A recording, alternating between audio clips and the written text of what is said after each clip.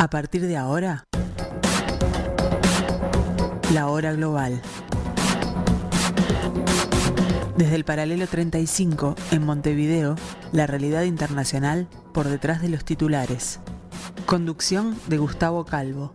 Participan Leo Harari y Susana Mangana. La hora global. Una mirada al nuevo desorden mundial.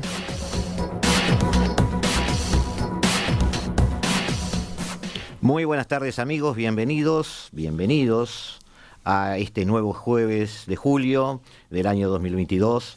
Bienvenidos a la hora global, bienvenidos a este pedacito de la programación de Radio Mundo, donde los recibimos en el 1170 AM de vuestro dial, como cada jueves y cada martes a las 15 horas. Hoy intentaremos echar un vistazo a un país que ha vuelto a los titulares en estas últimas semanas, un país por el que habíamos surfeado, teniendo en cuenta algún evento histórico al que que había sido afectado durante las primaveras árabes. Hablamos de Libia. Libia, que en su momento tuvo un protagonismo en el norte de África bastante importante desde el punto de vista geopolítico, pero que en estas últimas semanas ha vuelto, una vez sometida a las crisis políticas a las que está siendo sometida desde hace ya más de una década, ha vuelto a ser el protagonista de las noticias internacionales. Estado mediterráneo, cuna de puertos fenicios, zona costera otomana, posesión turca hasta el periodo de entreguerras, donde Italia tomó protagonismo colonizando la superficie de sus regiones. Perdida la guerra por Mussolini, los británicos tomaron control sobre la zona. Situada entre Argelia y Túnez al oeste y por otro lado Egipto al este, fue una zona colonizada hasta 1947. Fue reino y república a través de su historia. El período descolonizador culminó el 24 de diciembre de 1951, que vio nacer al reino de Libia. Idris I, el primer y único rey de Libia, estuvo en el poder 18 años hasta que Muammar Gaddafi, el 1 de septiembre de 1969, llega al poder liderando una revolución atípica. Gaddafi es presidente, pero luego de una década deja los cargos públicos manteniendo el protagonismo político casi excluyente, aunque ostenta el título fáctico de líder y guía de la revolución. Aunque su discurso inicial es que no se apostaba a un gobierno personalista, la realidad fue la opuesta, mostrando una impronta nacional y regional de Gaddafi liderando una tercera vía internacional, lo que llamó en su momento la tercera teoría, con etiquetas panárabes, socialistas, viajando de una empatía con Francia a una dependencia de Moscú. La sombra de Gamal Abdel Nasser, a quien pretendía suceder, se expandía sobre todas sus actitudes anticapitalistas, interventor en el Chad, apoyando a Idi Amin en Uganda. Hábilmente abandona el patrocinio de grupos terroristas luego del 11S y se incorpora a la sociedad internacional. Ha pasado algunas cosas y quisiéramos recorrerlas con alguien que fue testigo presencial y además un invitado de lujo de este programa, como es Ney Fernández, ex diplomático brasileño, en su momento embajador en Libia. ¿Cómo estás, Ney? Bienvenido a la tarde de Radio Mundo, bienvenido a la hora global. Muchas gracias, Gustavo. Buenas tardes a ti, a todos los que nos ven, escuchan. Ya me siento de casa, ya no me siento invitado, y mucho menos de lujo. Bueno, muchas gracias. No, de lujo para nosotros, por supuesto. Pero es un gusto estar aquí, aunque el motivo no pueda agradar a nadie. Una rebelión, una guerra más, una desestabilización. El título que tú diste al programa, a los programas, ¿no? Esa serie, el nuevo desorden mundial, parece perfecto. Parece decir, yo creo que actualmente el orden es el desorden. Claro. Estamos en el caos. La regla es el caos, digamos. Sí, exacto. De alguna manera. Habíamos hablado con tu presencia aquí en el programa en algún momento de la particularidad de Libia durante las primaveras árabes, de la particularidad de Libia con tu presencia como embajador en Trípoli en ese momento. Estabas en Trípoli, ¿no? Sí, sí. Cuando Muammar Gaddafi, que acabamos de nombrar, líder regional, no hay como dudarlo, quizás un poco obsesionado con la figura de Nasser, a quien pretendía suceder. Nasser marcó una impronta en los años 50 en toda esa zona, ¿no? Sobre todo enfrentándose a los poderes hegemónicos en su momento, que se estaban trasladando desde un eje europeo a un eje norteamericano. Libia sufre una guerra civil desde 2011. las primaveras árabes lo golpearon como a los demás países, pero en el caso particular de Libia se habla siempre de una doble cara de la moneda. Más que un levantamiento de poblaciones insatisfechas, se habla también de un desencanto de Occidente y propiciar la caída de un líder que se estaba volviendo incómodo. ¿Algo de eso hubo? Mucho de eso hubo. Yo diría que todo eso hubo. Claro, la presencia de Nasser, a quien Gaddafi reemplazó. Gaddafi pretendía ser mucho más que Nasser. Pretendió primeramente un panarabismo, ser líder de un panarabismo que no se concretó como él quería, porque no fue apoyado por todos los países árabes en una especie de unión de los países árabes. Entonces partió para algo aún más ambicioso, que fue un panafricanismo. Llegó más lejos que Nasser en ese sentido. Es verdad, llegó más lejos que Nasser. Y llegó más aún al que se llama normalmente el panafricanismo, y eso empezó a incomodar mucho. Yo lancé hace poco, me vas a permitir el anuncio publicitario, hace poco el libro El binocular invertido, Crónicas de la Guerra en Libia. Pero lo hemos tratado acá en el programa, no es publicidad, no te preocupes, es parte del acervo cultural e informativo del programa. Muchas gracias, Gustavo. Pero para mí mucho más importante que los testimonios que presenté, porque son crónicas, no son memorias, es un librito así, en fin, pues, el día a día de la rebelión y de la guerra, son los cuadros. Lo más importante son los cuadros que yo enseño al final. Entonces, por ejemplo, en la página 102 yo tengo inversiones libias en África. Y es impresionante ver cómo los tentáculos de Gaddafi se extendieron económicamente hasta el confín de África, hasta Sudáfrica. Un poco por todos los países africanos hay inversiones importantes, no solamente en petróleo, sino que en telecomunicaciones también. Había un fondo soberano que era dirigido por el hijo que se suponía que sería el sucesor de Gaddafi, Saif. Está vivo aún. Fue de los pocos que escapó, el único, creo, que está en Libia, porque fue aprisionado por una tribu berbere, esa es otra historia, y está ahí aún. Entonces, había ese protagonismo, el panarabismo que Gaddafi estaba ejerciendo. Yo creo, no sé si llegué a comentar aquí, que cuando llegué a Libia en el 2009, había 103 embajadas. Cuando salí había 18, claro, por la rebelión y la guerra. Pero de estas 103... 53, o sea, todas las embajadas africanas eran subvencionadas por Gaddafi. Es decir, él pagaba los sueldos de los diplomáticos, los costos de la embajada, luz, agua, teléfono, el edificio, daba todo para que tuviera, para su presencia. Lo que estás describiendo es algo que es muy entendible hoy, lo podemos espejar con la realidad de hoy, porque incluso Gaddafi llegó a manejar con el dinar de oro la posibilidad de una moneda única africana, sí, que saldría de la dimensión del dominio del dólar. Entonces eso podría presentar para los africanos una especie de manejo financiero, comercial y hasta fiscal independiente de los poderes hegemónicos en ese momento. Bueno, también hoy, ¿no? Son los mismos poderes. Así que, de alguna manera, estás describiendo un poco esa expansión de poder blando que hoy es tan característico de China, por ejemplo. Exactamente, solo que con algunas... Adaptado a su momento, a sus personalidades, a su terreno, digamos, pero es esa expansión que no necesita de cañones. Es verdad. Que necesita de inversiones, que necesita de presencia. Sí. Y necesita de algo más, necesita de poder, y en ese caso un poder tiránico. La gente adoraba y temía Gaddafi a la vez. Y temía porque estaba como el gran hermano mirando hacia absolutamente todo. No dejaba, creo que eso ya lo mencioné aquí, no dejó nacer, ni prosperar ningún liderazgo religioso, ninguna suerte de oposición.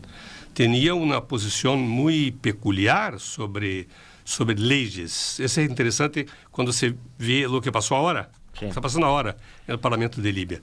¿Y cuál era la posición de Gaddafi? los países no necesitan constitución porque la violan sistemáticamente. Es muy interesante, no deja de tener algo de verdad en eso, pero no había constitución en Libia. O sea, la constitución era el derecho consuetudinario, las costumbres y las enseñanzas del Corán. Claro. Todo.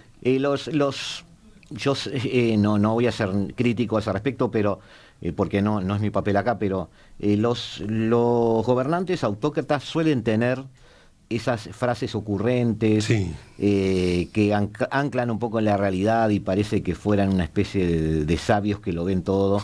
Y como tú dices, sí, hay algo de cierto en eso, pero uno está un poco lejos de que ese sea el norte, ¿no? Para una república seria. El hecho es que una vez caído Gaddafi, y vamos ahora a tender un puente, después volvemos de repente a la gráfica que tú hacías referencia en el libro, que la vamos a presentar para nuestros amigos, pero Libia sufre una guerra civil desde 2011, porque una vez que cae Gaddafi, sea por un reflejo de las primaveras árabes, o sea por una intervención occidental, como tú dijiste, más lo segundo que lo primero, tras la caída, las distintas facciones rebeldes comenzaron a combatir entre ellas por el poder. En realidad sucedió algo muy parecido a la caída de Hussein, ¿no? Es decir, queda un vacío de poder que no es llenado. Es verdad. Y se dividió en dos el país. Hacia el este, lo podemos ver ahora en un mapa, si nos auxilia Felipe, hacia el este,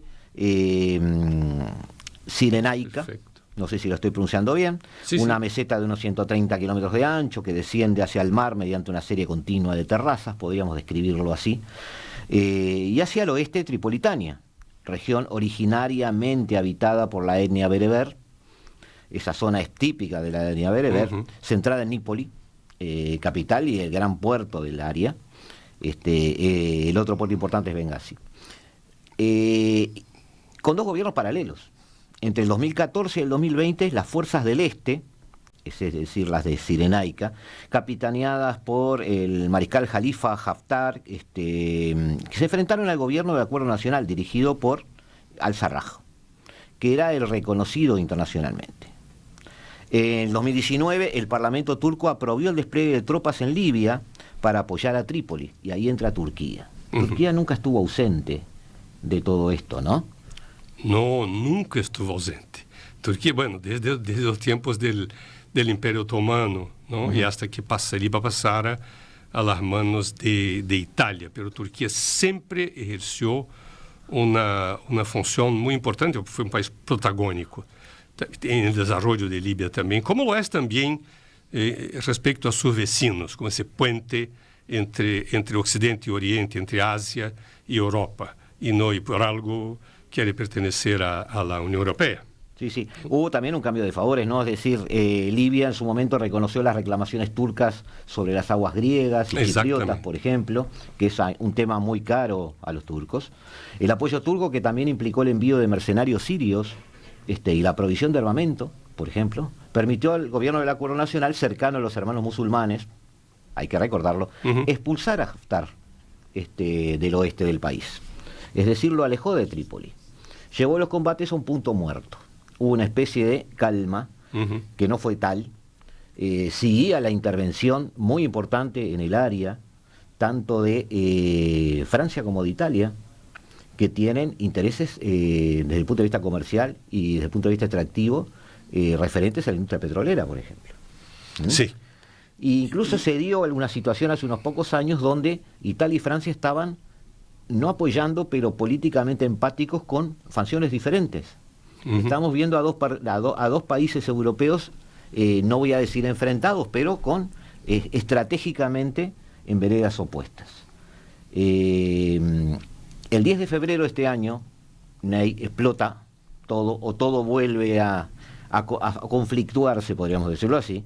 La Cámara de Representantes, ya afincada en Tobruk, podemos ver otro mapa si Felipe nos auxilia, y elegida en las elecciones parlamentarias de 2014, nombró a Fatih Basagna primer ministro. Basagna, sí, lo dije bien.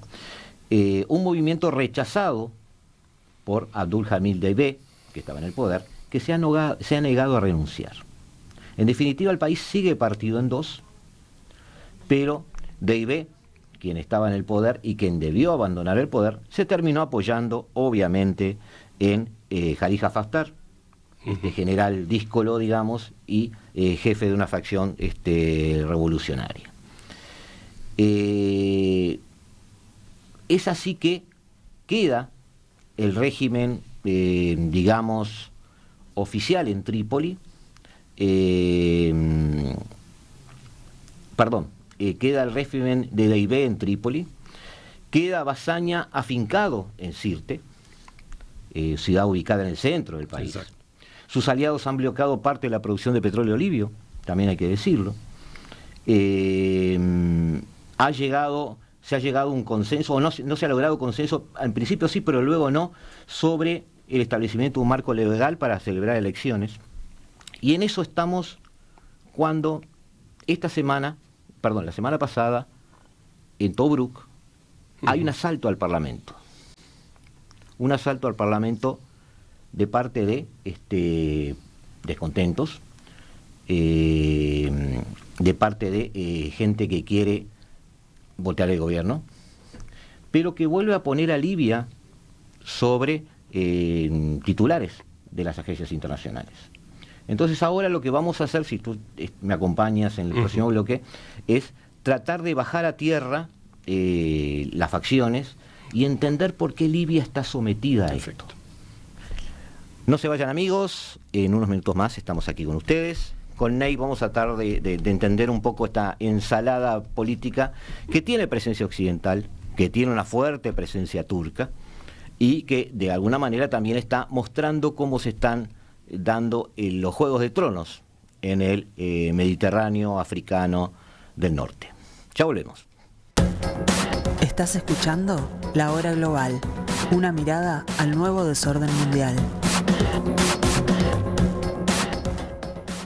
Buenas tardes, amigos. Seguimos intentando ver qué pasó en Libia. Seguimos intentando verlo junto a Ney Fernández, que fue embajador de Brasil en Libia, justamente por casualidad en la caída de Gaddafi. O quizás el momento no indicado en el lugar no indicado, o al revés, Ney. Quizás el momento indicado en el lugar indicado, porque en definitiva te permitió ver de primera mano lo que estaba sucediendo. Sí. ¿Tú sientes que fue digamos, algo bueno que estuvieras ahí? ¿Lo valoras? ¿O quisieras no haber estado? No, muy buena pregunta. Yo no creo en coincidencias. Entonces, por algo fui para ahí. Como yo había estudiado el mundo musulmán, hice un posgrado de 1 año y medio en Italia sobre el Islam, me interesaba muchísimo. Puede que fuera la hora cierta, el momento cierto de estar ahí.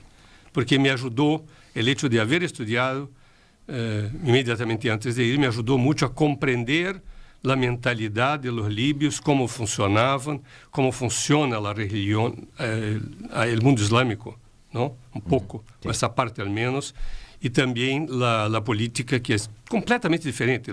Son los 3 países donde todo empezó, que son Túnez, Libia y Egipto, son completamente diferentes. La visión del Islam es también diferente.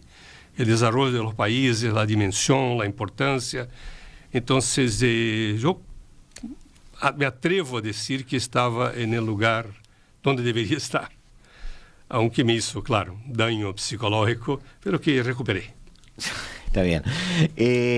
Volvemos a uno de los mapas que habíamos manejado, porque tú querías señalar algo interesante. Sí. Ahí tenemos las regiones. Esa línea roja que ustedes pueden ver, los que nos están viendo la emisión en video, igual después lo van a poder ver, divide un poco el país entre el este, como dijimos, Cirenaica, donde está este general que ha manejado, digamos, los hilos militares, Haftar, y que de alguna manera quiere que Fatih Basaga, nombrado primer ministro por el Parlamento en su momento, tome el poder en Trípoli.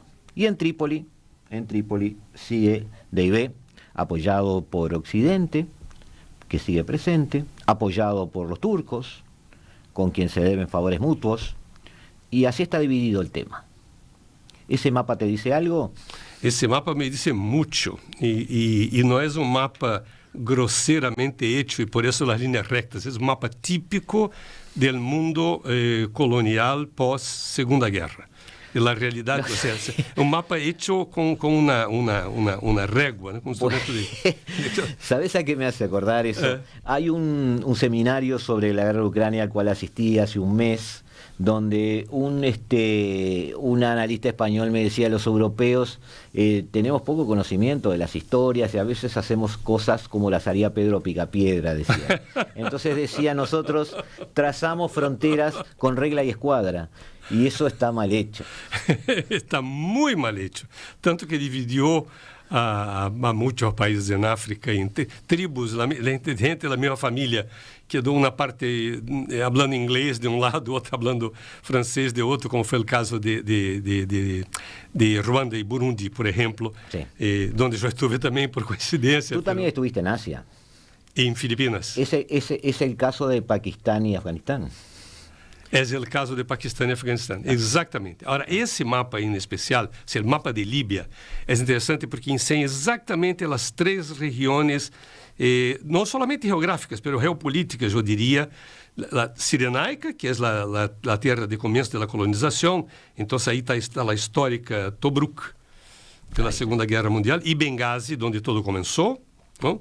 Luego, donde nació San Marcos, entonces Cirenaica era una región también simbólicamente importante para el mundo católico. Ajá. Tripolitania, y ahí están la ciudad natal de Gaddafi. Originalmente berber, ¿no? Exactamente, originalmente berber. Trípoli, berber, que ellos llamaban, los libios llamaban bárbaros también. Entonces, los bárbaros de montaña y los bárbaros de mar. Y eso, ahí ya se marca una gran diferencia. Otra. Cirenaica es la tierra del rey Idris, como tú has mencionado al comienzo. Sí, el único rey que tuvo Libia. 18 años en el poder. Y no es coincidencia que la rebelión haya comenzado en Benghazi. Ajá. Porque hay esa diferencia ya histórica con Gaddafi. Y el Fezzan, que es un gran desierto. Bueno, si hubiéramos seguido la línea recta hacia abajo, veríamos que a mano derecha nuestro...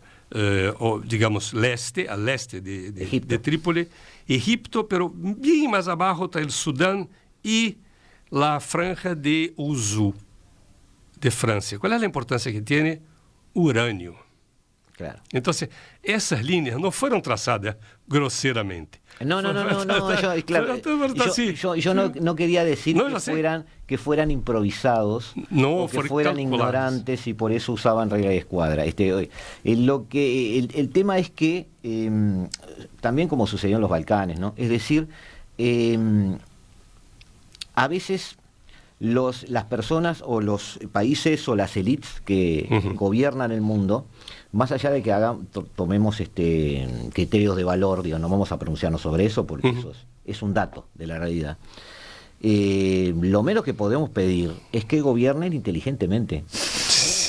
O sea, yo lo que me niego muchas veces en los análisis, me niego a no ser inteligente. Es decir, si había que manejar una cierta división de países, como sucedió en los pasillos de Versalles con la Gran Arabia, que quedó convertida en una especie de puzzle. Me acuerdo mucho de la película Lores de Arabia, que la recomiendo volver a ver a nuestros oyentes, para ver ese teniente inglés convertido en líder árabe, yendo a negociar las fronteras árabes frente a sus superiores en el ejército inglés.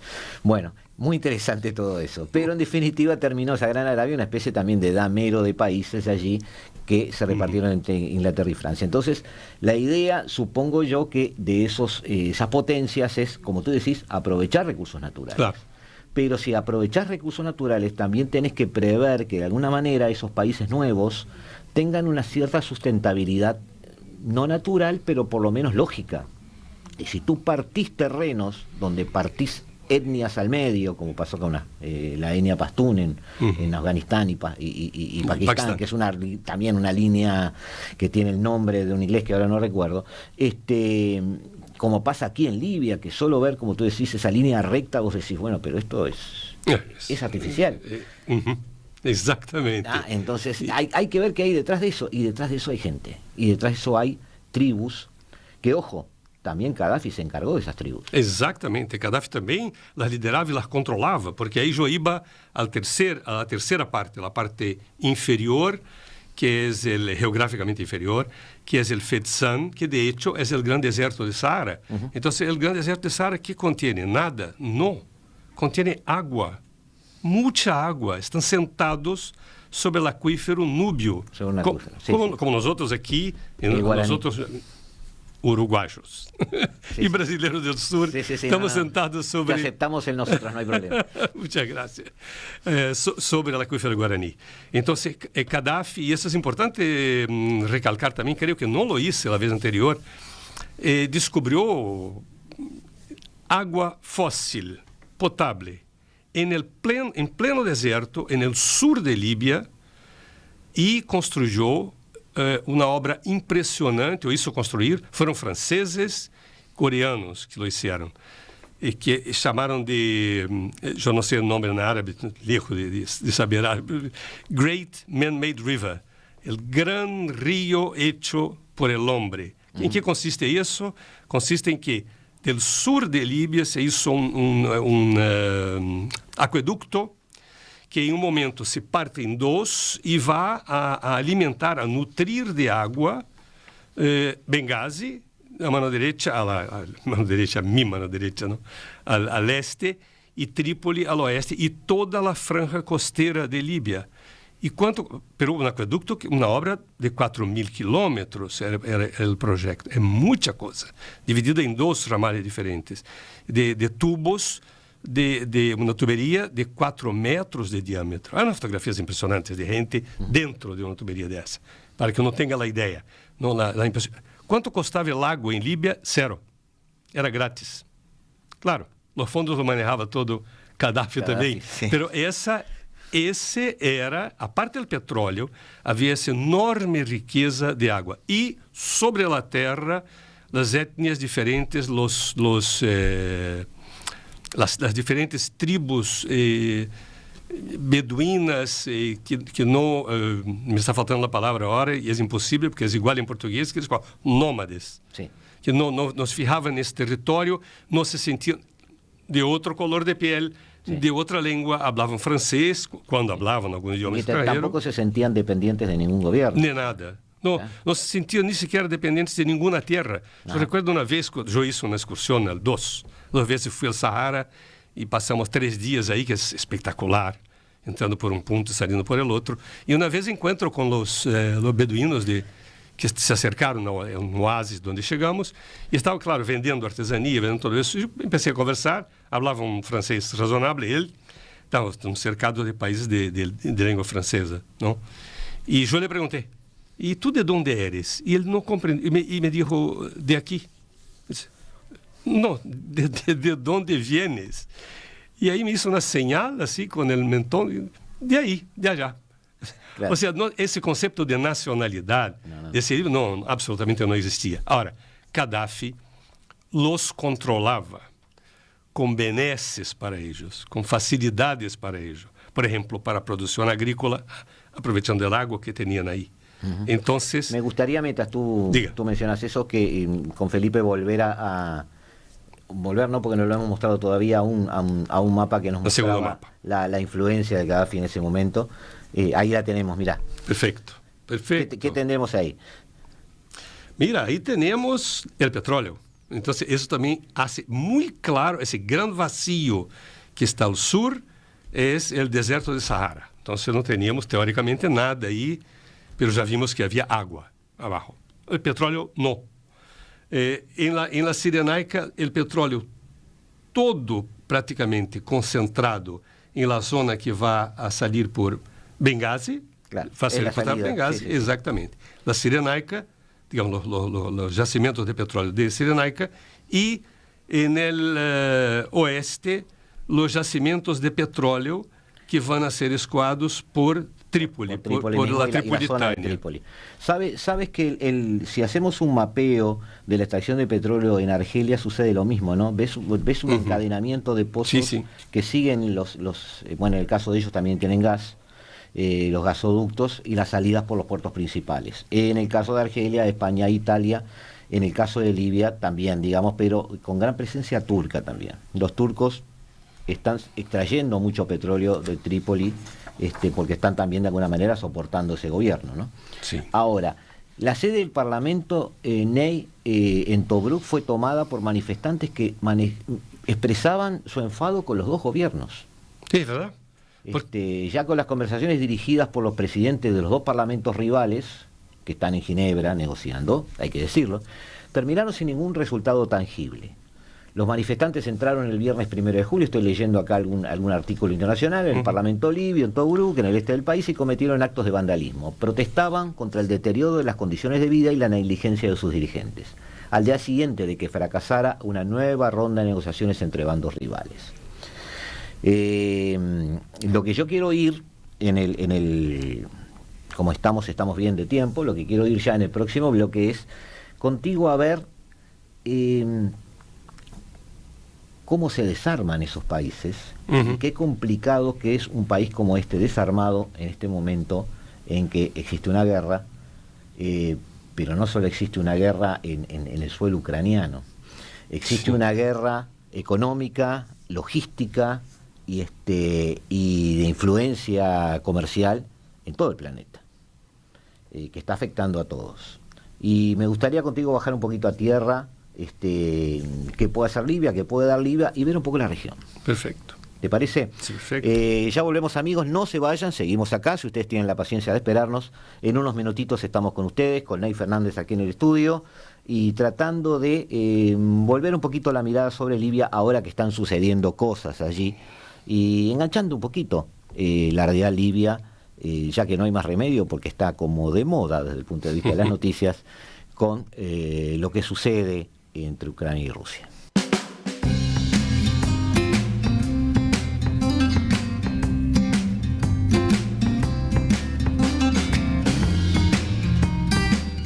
Seguimos, amigos, en la tarde de Radio Mundo en el 1170M de vuestro dial. Seguimos como cada martes y cada jueves tratando de, desde el paralelo 35, interpretar este nuevo desorden mundial. Hoy con Ney Fernández aquí en el estudio, porque teníamos la excusa de hablar un poco de Libia, aunque él ya ha estado por aquí hablando de Libia, de su libro, de su pasaje como embajador en un momento crítico de la historia libia. Pero como hoy Libia estaba de vuelta en los titulares, queríamos hacer algún comentario al respecto con la ayuda de Ney. Me gustaría con Ney ahora, ya que él está capacitado mucho más que yo para eso, tratar de ver esta actualidad desde el punto de vista de la actualidad libia, desde el punto de vista de lo que está sucediendo hoy. Es decir, en este periodo que, ¿cómo podríamos llamarle? Post pandemia, post globalización, post muchas cosas. En definitiva, se ha desarmado todo el tinglado con el que veníamos viviendo los últimos años. Esa hegemonía casi única norteamericana. Hay gente que hasta extraña la Guerra Fría, porque por lo menos se sabía quién mandaba en cada lugar del planeta. Pero tampoco hemos vuelto a eso, porque esto no es el esquema que teníamos antes de 1991. Esto es otra cosa. Todavía no sabemos lo que es. Hemos tratado en algunos de estos programas de identificar actores, tomadores de decisión, a pedido de nuestro operador, digamos que se nos cayó Boris Johnson hoy de mañana, pero es nada más que un cambio de figuritas en uno de los actores de uno de los que podríamos llamar bandos hoy en la disputa del poder global. No creo que quien vaya a entrar al número 10 de Downing Street pueda cambiar demasiado, va a ser más de lo mismo, y la estrategia global ya está manejada. He cumplido con Oscar con el comentario, pero vamos a hacer un programita sobre eso también. Volviendo a Libia, Libia tiene una producción de crudo que ha caído a un rango de entre 100.000 y 150.000 barriles por día. El año pasado superaba el 1.2 millones de barriles por día. La disputa política, esto que hemos mencionado sobre estos dos gobiernos paralelos, sobre el control de gobierno, está impulsando los cierres de los pozos. Algunos ya no pueden trabajar. Hay una pérdida diaria de ingresos por exportaciones que media entre 70 y 80 millones de dólares. Tanto es así que muchos grupos económicos, compañías petroleras, han exigido a Deiba que renuncie a favor de Basaga. Es decir, están pidiendo que uno de los bandos deje vivir al otro, digamos, y deje de acceder al poder, porque la inestabilidad es el enemigo. Libia es un país petrolero. Como tú decís, Ney, tiene otros recursos naturales con los que podría lidiar con el futuro y tener una ventaja comparativa en el futuro tan exigente y demandante de materias primas. ¿Libia tiene un futuro en ese sentido? Excelente pregunta. No veo futuro. Tal como está, no. O sea, estruturalmente no veo futuro. No, sencillamente no veo, infelizmente. Porque si volviéramos sobre el mapa, no hace falta volver, pero de hecho Libia no estaba partida en tres exactamente, estaba dividida en tres geográficamente, pero, y aquí lamento, pero tengo que hablar de Gaddafi de nuevo, que Gaddafi lo dijo, y yo escuché cuando él decía aún durante la rebelión, que después de mí, el caos completo. ¿Por qué? Y dijo también, hay dos grupos terroristas actuando en Libia, que pueden actuar en Libia, y actuaron, realmente. Sobre terroristas y cómo se crearon, es otra historia, un seminario. Sí, bueno, sí. Pero estaba la Al-Qaeda del Magreb Islámico. Vamos a llamarle grupos armados. Eso es, grupos armados. Al-Qaeda del Magreb Islámico, algo que se creó ahí en el noroeste de Libia. Sí, una filial de Al-Qaeda. Una filial de Al-Qaeda. Y el famoso Estado Islámico. También una filial de Estado Islámico. Que ocupó otra parte de Libia, la parte exactamente de los otros yacimientos petrolíferos y el Fezzan. Entonces Libia estaba dividida no en tres, pero sino que en cinco, siendo que además de esos cinco había los berberes, había los beduinos del sur, un país completamente dividido y fragmentado y que aceptó, o tuvo que aceptar, o le fue impuesta, essa forma de esse régimen, uma capital, duas capitales, um país que tem teoricamente duas capitales, não? Uma em Benghazi e a outra em Trípoli, e que tem dois governos e um tentou desplaçar ao outro, uma luta por el poder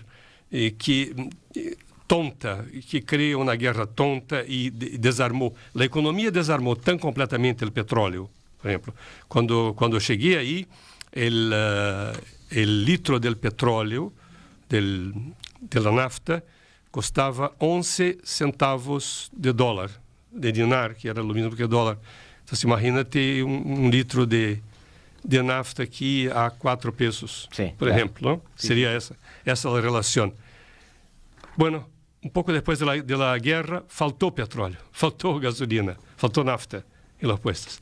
Bombardearon los yacimientos de petróleo. Há algo muito interessante de observar também. Então, agora, ¿por que não vê o futuro? Por la ganancia, por la destrucción que la guerra puede causar en las mentes belicosas. El futuro está para los vendedores de armas. Para ese sí, ninguna duda. Bueno, yo quiero agregar a la mención que hacías en las filiales de Al-Qaeda e ISIS en el terreno. Quiero agregar que también hay filiales, perdón por la interrupción, me voy del mapa un poco más al sur, también hay filiales de ambos, en el Sahel, al sur del Sahara. Que lo más triste de todo esto es que es una región que todos sabemos que va a explotar, y no podemos hacer nada. El Sahel va a explotar en el periodo de 5 años. Es decir, tiene a ISIS, tiene a Boko Haram también, tiene Al-Qaeda, ya hubo 2 golpes militares en este último mes. Es una zona que va a explotar. Bueno, no importa, volvemos hacia el norte, pero Libia tiene un poco el reflejo de eso. Pero no solo eso, el general Haftar también tiene muy buena relación con Egipto, tiene buena relación con Rusia, sobre el terreno ya se ha detectado elementos del grupo Wagner, que es el grupo paramilitar ruso. Sí, no me sorprende, sinceramente no me sorprende para nada, porque Libia era un país abierto. Bueno, uno de los sueños, de los delirios de Gaddafi fue crear el pasaporte árabe. Cualquier árabe podía entrar o arabizado, no árabe, entrar en Libia sin necesidad de ninguna otra documentación, ni visa, ni nada. Entonces sería un país abierto con ese sueño o delirio de liderazgo, de protagonismo. Entonces con eso en Libia había un poco de todo. Libia era una mezcla de todo lo que es, salvo geográficamente, obvio, pero desde el punto de vista organizacional, sociológico, antropológico, era una mezcla prácticamente ingobernable. La podía gobernar Gaddafi a través del terror, del paternalismo. Era el papá de la patria, de la tierra libia. Y cuando Gaddafi se fue, no hay. Los hechos están ahí, lo comprobaron ahora. Sí, como tú dijiste, después de Yo, el caos. Exactamente. Me hace acordar mucho a Perón, ¿no? Sí. Pero si sacamos, Ney, vamos a algunas reflexiones finales que me interesa tu punto de vista sobre esto. Si nos alejamos y ponemos la lupa no sobre Libia en particular, sino en algunos sectores de África, lo que acabas de decir en cuanto al gobernable, en cuanto a caos, lo podemos aplicar a Etiopía. Exacto. Lo podemos aplicar a Sudán. Lo podemos aplicar a Mali. Lo podemos aplicar un poco a Nigeria. Y empezamos a nombrar estados africanos. En todos hay presencia terrorista. En todos hay infraestructura china. En todos está el grupo Wagner empezando a intervenir. Es decir, Rusia vende seguridad a través de paramilitares a esos gobiernos endebles. Entonces, tantas veces dijimos, África es un campo de batalla entre las potencias. Bueno, hoy se está haciendo más realidad que nunca. Sí, más realidad que nunca. Enfim, infelizmente está triunfando esse modelo de neocolonialismo una vez más. Neocolonialismo África vuelve a ser colonia. Vuelve a ser colonia. Econômico, sobre todo, ¿no? No es un expansionismo territorial. Bueno, cuando me preguntan, ¿hay una posibilidad de la tercera guerra? La tercera guerra ya comenzó. Sí. Ya comenzó netamente, claramente. Y en África, en el caso de Libia en particular, Turquía jugó un rol esencial, porque intentó intermediar el conflicto mientras Gaddafi estaba vivo. No logró y fue forzado por OTAN. La embajada de Turquía fue de las últimas, o la última, de repente, grande embajada de importancia a cerrar las puertas, después de que el embajador hubiera evacuado 20.000 turcos que trabajaban ahí. Había muchos intereses económicos también, y geopolíticos también, obvio. Pero el cierre de esa embajada en particular y prácticamente el fin de las relaciones, cuando se dijo que Turquía pasó para el otro lado. Turquía se reveló OTAN y base de OTAN, como lo hizo también Italia, ¿no? Fue lo mismo. Sí. Las bases establecidas en territorio italiano fueron las que atacaron, de donde salieron los aviones para atacar a Libia. Y mientras que antes Gaddafi era el querido de Berlusconi, como lo era de Sarkozy también. Y Francia no tuvo la más mínima piedad, ningún problema en atacar y destruir. Igual, de todas formas, yo a Turquía lo pongo un poco aparte porque tiene la habilidad de tener siempre un pie en cada lado, ¿no? Siempre. Pero también, como Libia, no los estoy comparando, pero en un tema en particular como Libia, es muy dependiente de un líder. Sí. Y te deja la incógnita de qué pasará cuando ese líder ya no esté. También le pasa a Rusia, ¿no? También a Rusia le pasa algo más. De acuerdo, pero eso es para otro, sí. Esto es para otro programa. Para otro programa, es un czarismo. Por ahora, a través de, sí, o sea, la gente asocia a Putin con la Unión Soviética. Putin está un siglo más atrás. Él se saltea todo el siglo XX. Exactamente. Es un zarista. Y el Partido Comunista está proscrito, o no proscrito, pero es oposición. El Partido Comunista para Putin fue una mala idea en un mal momento y sí, dio vuelta a la página.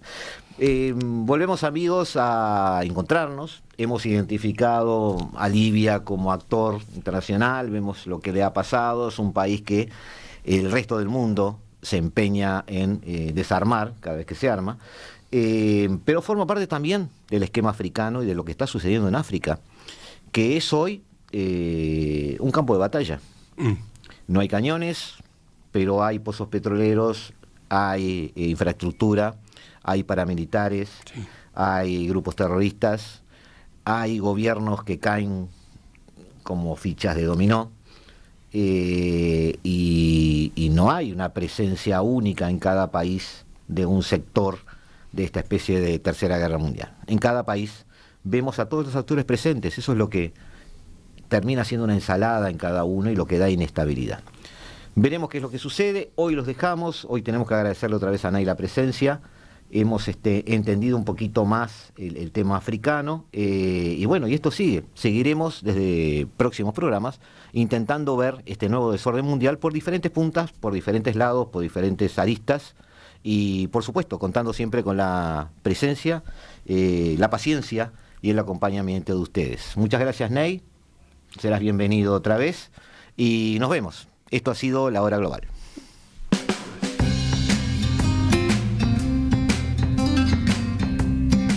La Hora Global, martes y jueves a las 15 horas.